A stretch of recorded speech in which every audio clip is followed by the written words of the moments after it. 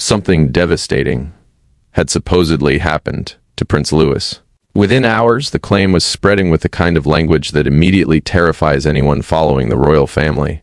A tragic diagnosis. A private family crisis. And, most dramatically of all, claims that Princess Anne and Prince William had finally exposed what the palace had supposedly been trying to keep quiet. But there was one enormous problem. The most important word in that entire story was not tragic.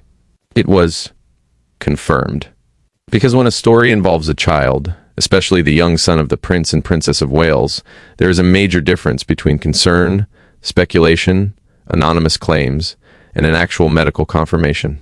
And that distinction changes everything. William understood that immediately. Princess Anne understood it too. Because whatever was happening around Prince Louis, one boundary mattered more than palace curiosity, public fascination, or another explosive royal headline. He was a child. And before we go deeper into what this really means for William, Catherine, Princess Anne, and the future of the royal family, make sure to subscribe so you don't miss the next update. The tension surrounding Louis was not really about whether the public cared. Of course they cared. He is the youngest child of William and Catherine, the younger brother of Prince George and Princess Charlotte, and one of the most recognizable children in the royal family. People have watched him grow up through carefully controlled public appearances. They have seen the expressions, the waves, the balcony moments, the family ceremonies. And because Louis has developed such a recognizable public personality, almost any unusual absence or change involving him can immediately attract attention. But attention can become something more dangerous. It can become assumption. And assumption can become a headline before anyone has established whether the headline is true. That was the line William could not afford to ignore, because William was not approaching this as the future king. Not first. He was approaching it as Louis's father. And those are two very different responsibilities. The future king understands public interest. The father understands privacy. The future king knows the monarchy survives partly because people remain interested in the family. The father knows his children should never have to surrender every private detail simply because they were born into that family. And somewhere between those two realities sits Prince Louis, a young boy whose name can become international news without him saying a single word. That is why the language surrounding this supposed diagnosis mattered so much. There had been no evidence in the material examined for this story establishing the dramatic medical conclusion being circulated. No authenticated medical statement. No verified diagnosis supplied by William. No confirmation from Catherine. No credible evidence from Princess Anne establishing that she had exposed a secret illness. And without those things, describing a tragic diagnosis as confirmed would cross the line between reporting a claim and creating a fact. William knew exactly how destructive that line could become, because once something about a royal child enters the public imagination, correcting it becomes almost impossible. People remember the dramatic allegation. They do not always remember the correction. And Princess Anne, perhaps more than almost anyone else in the family, understands what uncontrolled attention can do. Anne has spent decades watching the monarchy from a position few people possess. She is Charles's sister, William's aunt, the daughter of Queen Elizabeth II, and one of the longest-serving working members of the royal family. She has watched generations of royal children grow up under scrutiny. She watched William and Harry experience it. She watched her own children navigate a different relationship with royal status. And now she has watched George, Charlotte, and Louis enter a world where a photograph can be analyzed within minutes and an ordinary family decision can become an international theory by lunchtime. That experience gives Anne a very particular kind of authority. Not constitutional authority, family authority. The kind that does not require a proclamation. The kind built over decades of seeing the same mistakes happen again. And when the subject is a child, Anne's instincts are straightforward. Protect the child first. deal with the noise second. But this time, the noise had become impossible to ignore, because the claim was no longer simply that something might be wrong. The claim had hardened. People were using the language of certainty. Confirmed. That word carries enormous weight. A confirmation means evidence exists. It means somebody authorized to know has established the information. It means speculation has ended. And yet, that was precisely what had not happened. So the real question became darker. How did uncertainty become certainty? How did concern become diagnosis? And why were William and Anne being placed at the center of a revelation neither had publicly made? That was where the story changed. Because suddenly, the issue was not Prince Louis's health. It was the machinery surrounding royal speculation. William had encountered that machinery before. Every member of his immediate family had. A photograph becomes evidence. An absence becomes evidence. A facial expression becomes evidence. A schedule change becomes evidence. Sometimes those clues lead somewhere meaningful. Sometimes they lead nowhere. But when they involve health, the consequences become different. Medical information is not ordinary palace gossip. It belongs to the individual. And, in Louis's case, that individual is still a child. William's protective instincts toward his children have therefore become one of the defining boundaries of his public life. George may someday inherit the crown. Charlotte may spend her life supporting the institution in whatever way she chooses. Louis may eventually decide on a very different path. But childhood comes before all of that. And William appears determined that his children should experience as much of it as their extraordinary circumstances allow. That means school, family, time, private celebrations, ordinary routines, and moments the public never gets to see. For the monarchy, that approach represents a significant evolution. Previous generations often lived inside a system where institutional expectation came first. Children were photographed because tradition demanded it. Appearances happened because calendars required them. Private emotion was expected to remain private while public duty continued. William grew up inside that system. He understands its strengths, but he also understands its cost. And that experience matters when the child at the center of speculation is his own son. Imagine the position. A story begins spreading. The language becomes increasingly dramatic. People who have never met Louis begin discussing what supposedly happened to him. Others begin treating those claims as established information. Then, William faces an impossible choice. Respond, and potentially give oxygen to an unsupported story. Remain silent, and watch silence get interpreted as proof. That is the trap. And it is a trap the royal family has encountered repeatedly. Palace silence can protect privacy. But palace silence also creates empty space. And empty space gets filled. Sometimes by legitimate reporting. Sometimes by reasonable questions. Sometimes by pure invention. Anne knows this. William knows this. And Catherine certainly knows it. Because Catherine has experienced what happens when public curiosity surrounding health becomes enormous. But there is an important difference here. Louis cannot be expected to manage that attention himself. His parents have to do it for him. That changes the moral equation completely. The child should not have to issue medical evidence to satisfy strangers. The child should not have to prove that a rumor is false.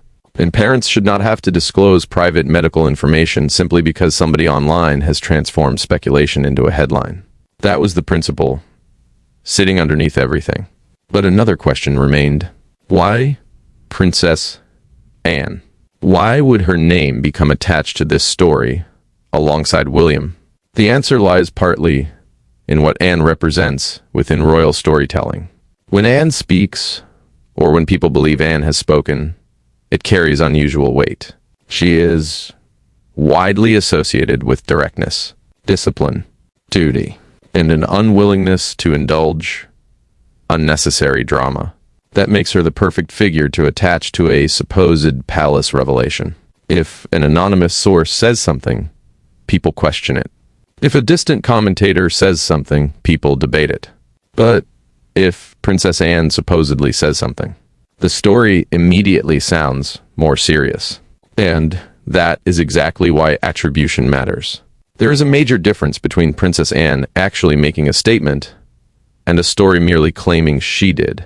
Without evidence of the first, the second cannot become fact through repetition. William's name creates the same effect. He is Louis's father. If William confirms something about his son, that matters. But the material available here does not establish that William confirmed a tragic diagnosis. And therefore, the most dramatic version of this story collapses under the weight of its own most important word, confirmed. It wasn't, at least not on the evidence available. And strangely, that makes what happened around the claim even more revealing. Because the story exposes something larger about the modern royal family.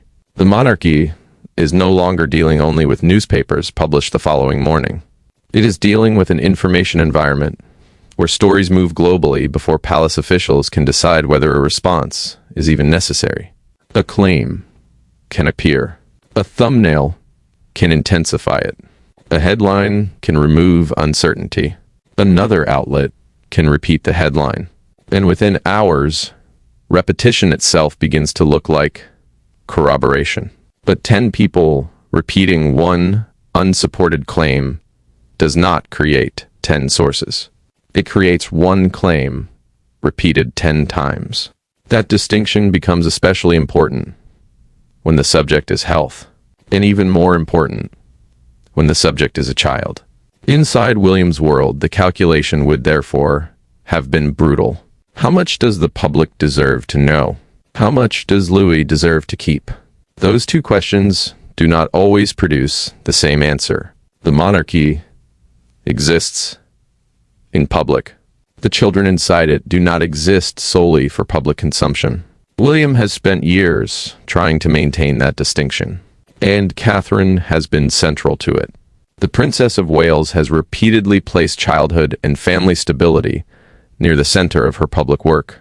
That makes the idea of exposing Louis's private medical information for spectacle particularly difficult to reconcile with the family's established approach. If there were ever a genuine issue affecting him, the decision about disclosure would belong primarily to his parents and appropriate medical professionals, not anonymous commentators, not palace rumor, not internet speculation, and certainly not people attempting to diagnose a child from public appearances. That last point matters. A photograph cannot provide a responsible diagnosis. A short video cannot provide one. A facial expression cannot provide one. A moment of tiredness cannot provide one. A missed event cannot provide one. Medicine requires evidence, and evidence has standards. Royal status does not remove those standards. If anything, it makes them more important, because the incentive to sensationalize is so much greater. But while William's position was fundamentally parental, Anne's role represented something else: institutional memory. She has seen what happens when the monarchy allows narratives about family members to grow without boundaries. She has also seen what happens when the palace tries to control everything so tightly that public distrust grows instead. Neither extreme works. Total disclosure destroys privacy. Total secrecy creates suspicion. The challenge is finding the narrow space between them. And that space becomes even narrower when a royal child is involved. Anne would understand another uncomfortable reality too. Louis did not choose any of this. He did not choose his title. He did not choose his place in the line of succession. He did not choose public fascination. And he certainly did not choose to have strangers speculate about his medical condition. That responsibility belongs to the adults surrounding him, which is why the strongest response is sometimes not another revelation. Sometimes it is refusing to participate in the premise. No invented diagnosis. No false certainty. No intimate medical details created to make the story more dramatic. Just the boundary. And yet, the emotional stakes remained enormous, because even an unsupported health rumor can affect a family. William cannot control every headline. Catherine cannot correct every post. Anne cannot personally challenge every claim. But they can control one thing: what comes from them. That distinction became the family's strongest protection. If William speaks, his words can be evaluated. If Kensington Palace issues a statement, the statement can be evaluated.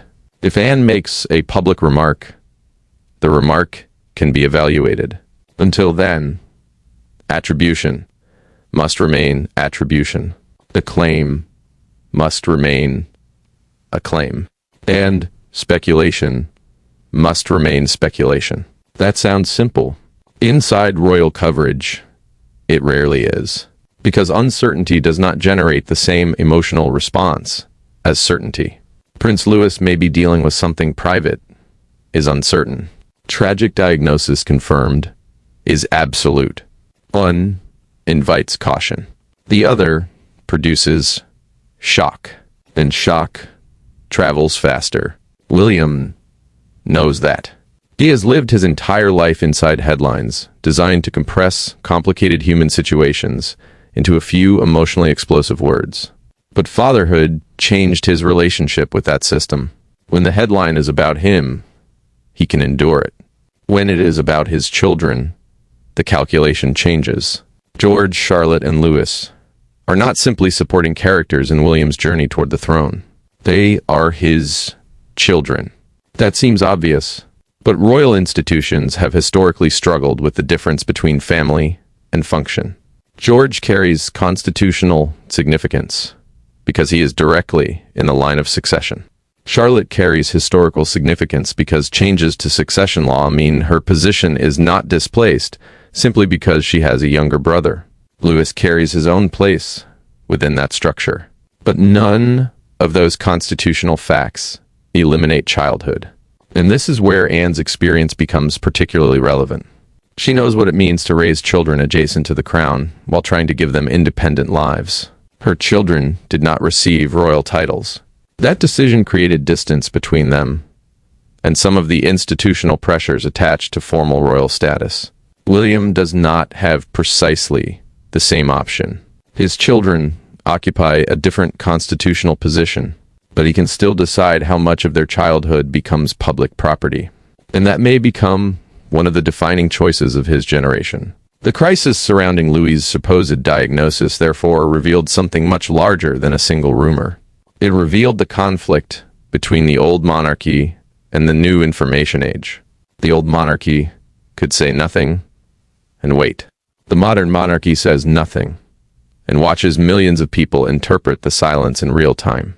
That creates pressure to respond. But responding creates another danger.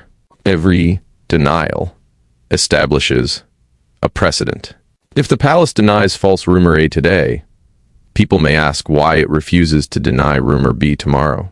Silence then gets interpreted differently.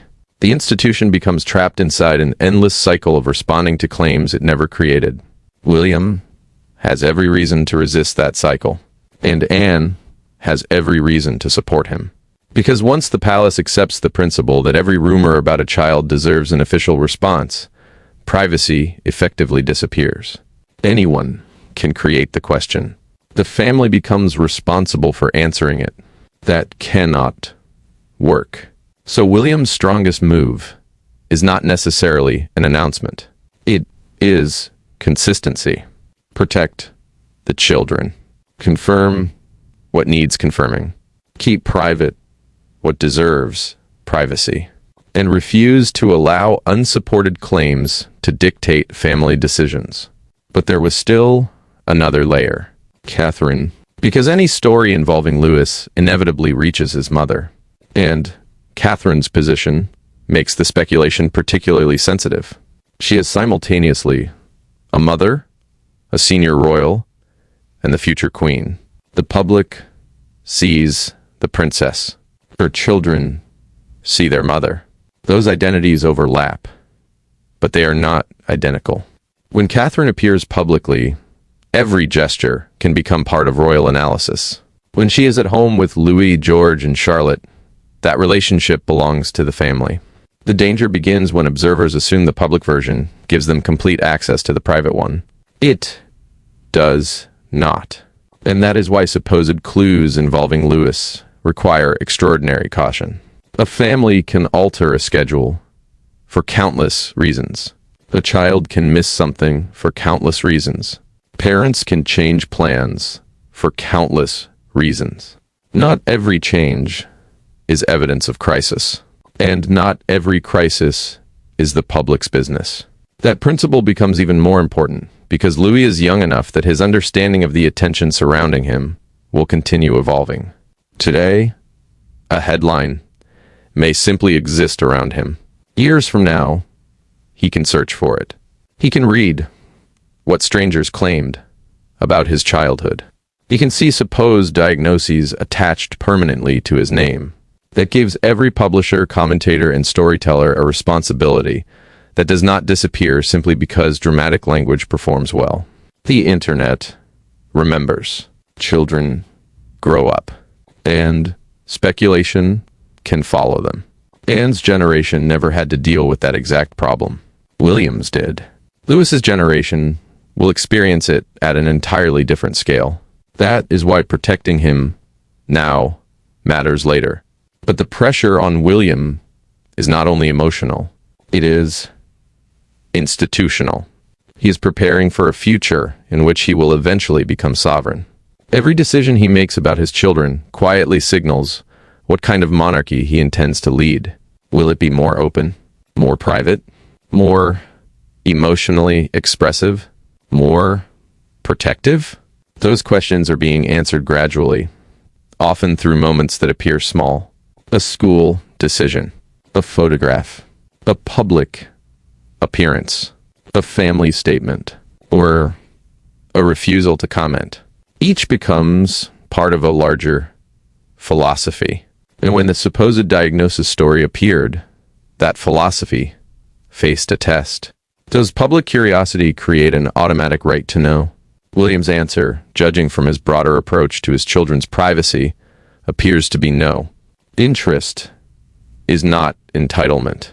That does not mean the public should never receive information. It means information should come responsibly. There is another reason this matters. False medical certainty can cause genuine harm. People begin searching for symptoms. They analyze photographs. They compare behaviors. They attach labels. Then the speculation spreads beyond the original royal story and into discussions about other children. That is where sensationalism can become misinformation. A diagnosis is not an adjective. It is not a dramatic device. It is a medical conclusion reached through an appropriate process. Without that process, there is nothing to confirm. That is the standard that protects Louis. It also protects everyone watching. And perhaps that is the real devastating revelation here. Not that Anne and William secretly exposed a tragic diagnosis. The available material does not establish that. The revelation is how quickly the appearance of certainty can replace evidence, and how vulnerable a child becomes once that happens. William has spent his adult life understanding the difference between public role and private person.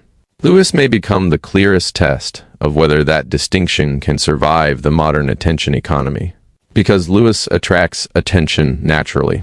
His public appearances often generate enormous reaction. His personality appears expressive. His moments with his siblings feel spontaneous. That makes audiences feel familiar with him. But familiarity is not knowledge. Watching someone through edited clips and photographs does not mean knowing what happens privately. That gap is where speculation grows. And William cannot eliminate the gap without eliminating his son's privacy. So the gap has to remain. The public may not always like that, but childhood requires it. Princess Anne's significance becomes clearer when viewed through that lens. Anne represents the family member least likely to confuse popularity with responsibility.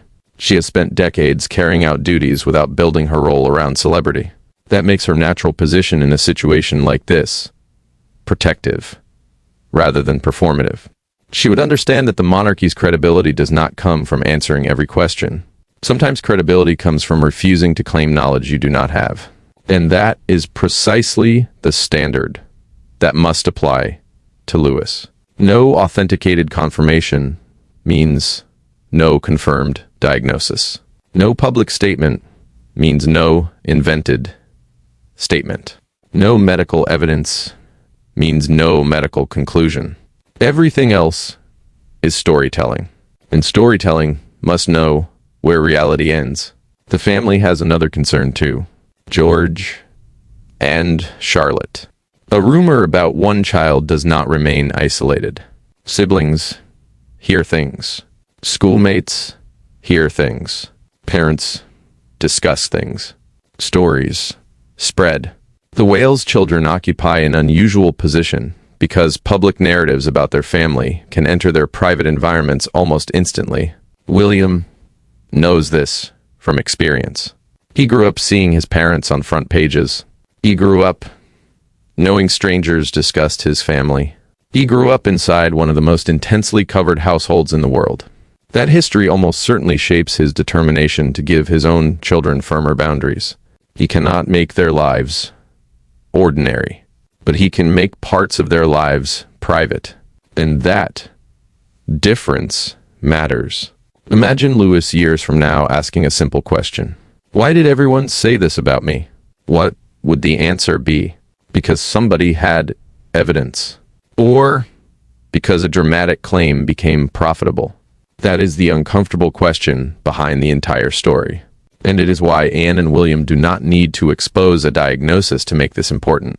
Their more consequential role is protecting the boundary between verified information and speculation. But the royal family's relationship with health information has always been complicated. Monarchies historically treated illness as politically significant. A sovereign's health could affect government, succession, national stability, and diplomacy. That created a culture where medical information could become constitutional information. But Louis is not the sovereign. He is not performing the king's constitutional functions. His private health does not automatically become a matter of state simply because he is royal. That distinction is essential. The public role of the monarch carries unique obligations. A child's position in the royal family does not erase ordinary standards of medical privacy. And yet modern royal coverage often flattens those differences. Everything becomes palace news. Everything becomes royal crisis. Everything becomes breaking. But not everything carries the same public interest justification. Anne understands hierarchy. William understands hierarchy. And protecting Louis requires understanding it too. The palace can discuss constitutional matters when necessary. The family can discuss public duties when necessary. But private medical details involving a child demand a much higher threshold. That threshold had not been met by the claims surrounding this title, and therefore, the story had to change. Not disappear, change. Because there was still something important to investigate. Not what tragic diagnosis does Louis have? There is no basis here to answer that. The better question is, why are people being told one has been confirmed? That question leads somewhere real. It leads into the economics of attention. It leads into royal fandom. It leads into the emotional power of children in headlines. It leads into how recognizable names are used to turn uncertainty into urgency. And it leads directly back to William and Anne. Their names function as credibility shortcuts. William is the father. Anne is the respected senior royal. Attach both to a revelation, and the claim sounds authenticated before evidence appears. That is precisely why viewers should reverse the process. Evidence first. Headline second. Not headline first. And evidence never. William would expect nothing less if the subject were George or Charlotte. And Louis deserves the same protection. But as the story continued spreading, another emotional question emerged. Would the palace ever address it? Possibly. But silence itself should not be interpreted as confirmation. That is one of the most important principles in responsible reporting. An institution refusing to discuss a private claim does not prove the claim. A family refusing to release medical information does not prove the diagnosis. Parents protecting their child do not owe strangers evidence of normality. That burden would be absurd. Yet royal speculation frequently reverses it. The rumor appears. Then the subject is expected to disprove it. William knows how impossible that standard becomes. Today, it is health. Tomorrow, it could be school, friendships, behavior, relationships, private conversations. Once the family accepts the burden of disproving every claim, the boundary disappears permanently. Anne has watched enough royal crises to recognize where that road leads. It leads to a family living reactively. Every decision shaped by headlines. Every silence interpreted. Every private moment treated as suspicious. Every child slowly learning that privacy exists only until someone becomes curious enough. That is not sustainable. Not for a family. And ultimately, not for the institution either. Because the monarchy depends on human beings being able to perform extraordinary public roles over decades. If childhood becomes an endless public investigation, the institution risks exhausting the very people expected to sustain it. William's generation appears increasingly aware of that problem.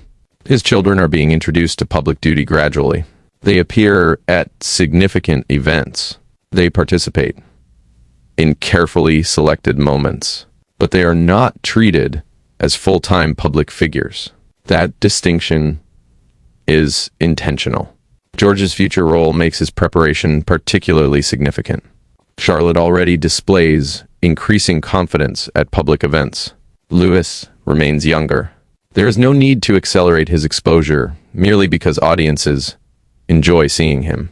And there is certainly no justification for turning unverified health speculation into part of his public identity. The emotional center of the story, therefore, shifts. At first, the title promises tragedy.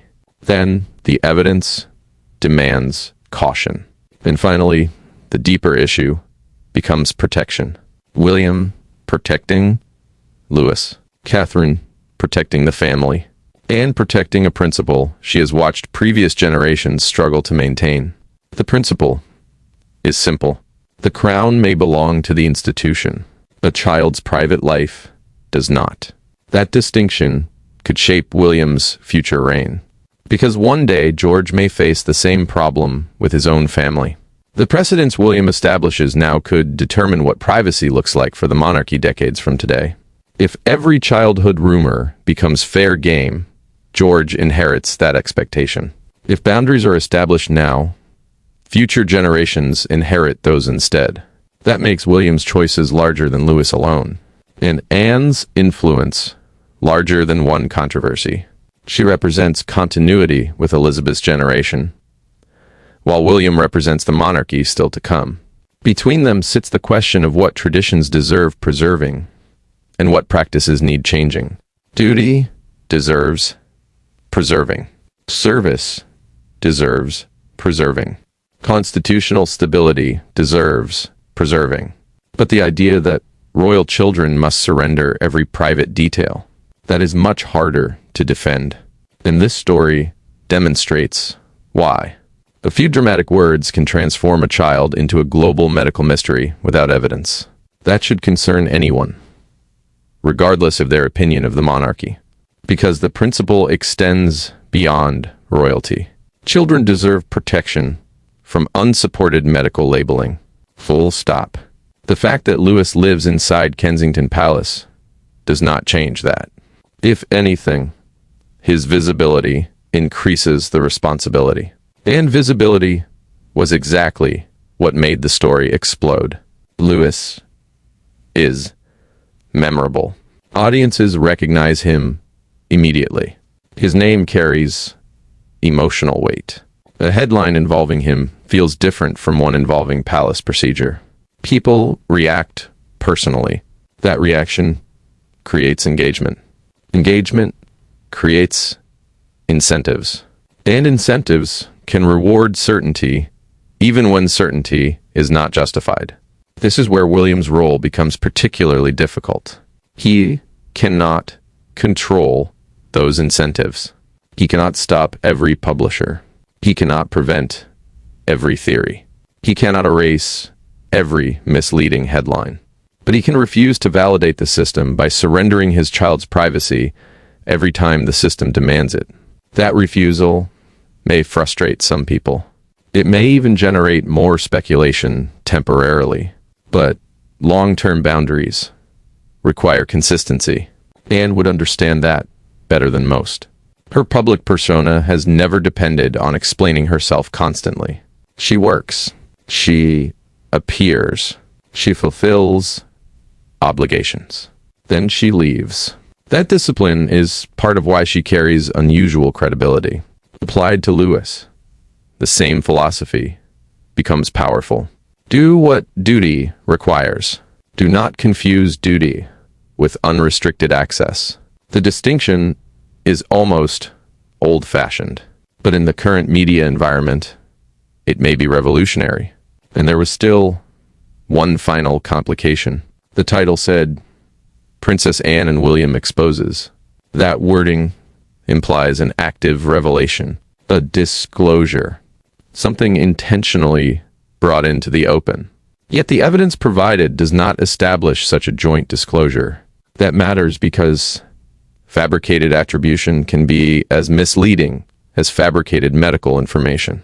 Putting words into William's mouth would create the appearance that Louis's father confirmed something.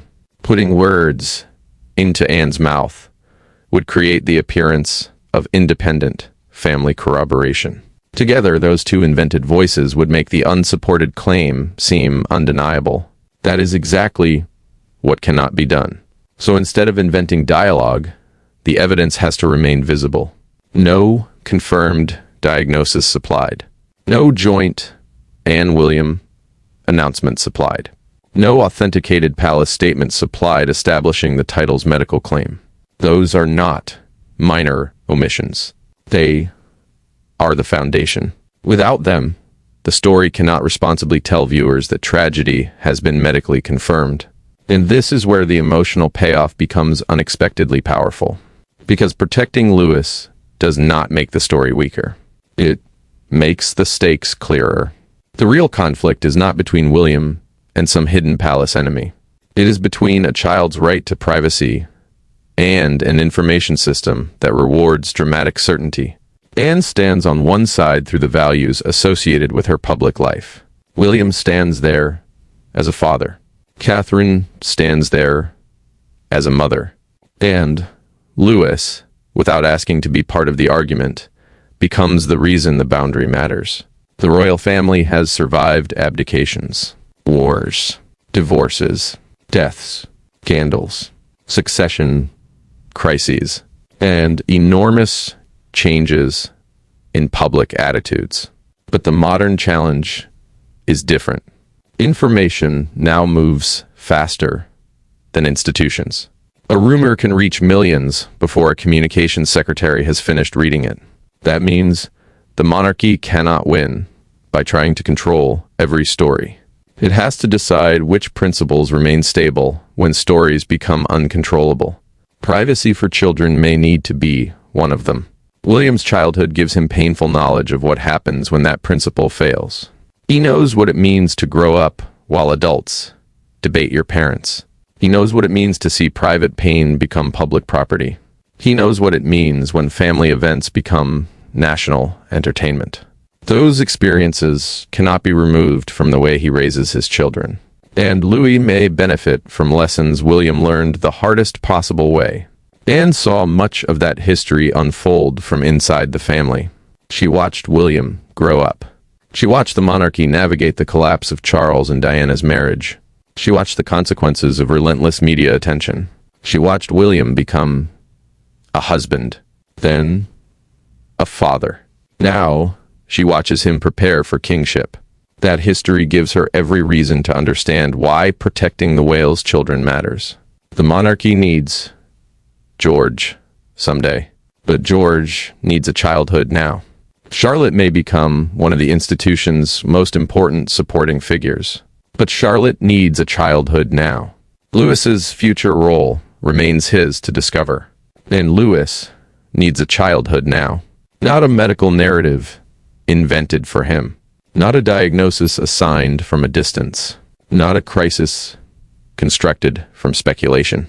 A childhood. That is the point the dramatic headline almost obscures.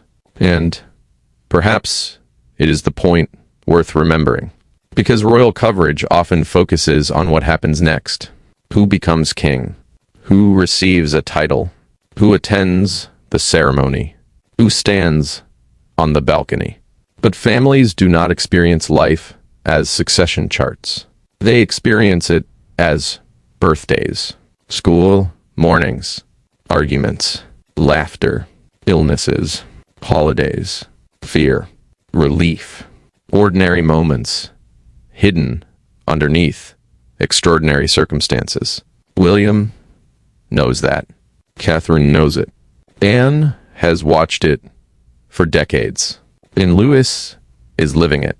That is why any genuine medical issue, if one existed, would first be a family matter. Only after that would questions of disclosure arise. The order matters. Family first. Public statement second. Public interpretation third. The dangerous version reverses everything. Public speculation first. Headline second. Family forced to respond third. That gives outsiders control over the family's private life. William has spent years resisting exactly that dynamic, and his resistance will probably become stronger as his children grow older, because adolescence brings even more complicated questions. At what age should George speak publicly for himself? How much freedom should Charlotte have over her public image? What role will Louis eventually want? Those decisions cannot be made responsibly if every stage of childhood is treated as content. The family needs space, and space requires silence. Sometimes silence is not deception. Privacy is not evidence of crisis, and lack of disclosure is not confirmation. Those three distinctions dismantle much of the supposed mystery surrounding the story, but they do not eliminate legitimate interest. People can care about Louis. They can wish him well. They can enjoy seeing him at public events. They can follow the Wales family. They can discuss confirmed developments. The boundary appears when concern becomes diagnosis without evidence. That is where responsible coverage has to stop. And William's role as future king does not weaken that standard. It strengthens it. Because one day, he may be responsible for setting the tone of the entire institution. If he wants a monarchy that maintains public trust, accuracy matters. If he wants a monarchy that protects its younger generation, privacy matters. If he wants both, then the institution must learn to tolerate a difficult truth. The public will not always know everything. That is not necessarily a failure. Sometimes it is evidence that a boundary still exists. Anne's generation understood discretion. William's generation must reinvent it for the digital age. And Louis's generation will live with whatever system they create. That is the larger succession story hiding beneath the medical rumor. Not who inherits the throne, who inherits the rules. George will inherit rules William establishes. Charlotte will live under them. Louis will live under them.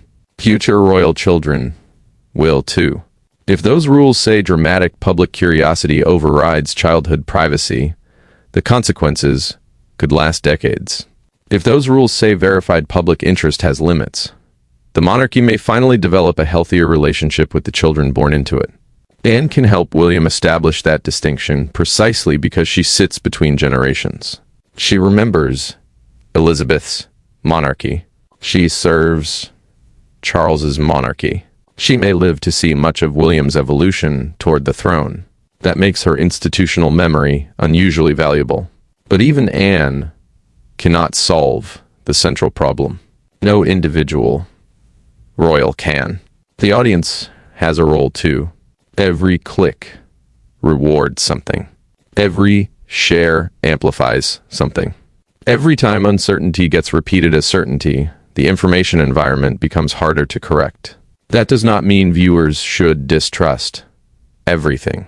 It means they should ask one question. Where is the confirmation? Not who repeated it. Not how dramatic the headline sounds. Not whether a thumbnail looks convincing. Where is the confirmation? If the answer is nowhere, then confirmed has no business being there. That standard would have changed this story immediately, because the supplied material gives us a style. It gives us dramatic royal narratives. It gives us William, Catherine, Charles, Camilla, Anne, succession, family pressure, private conversations, institutional conflict, and emotional storytelling.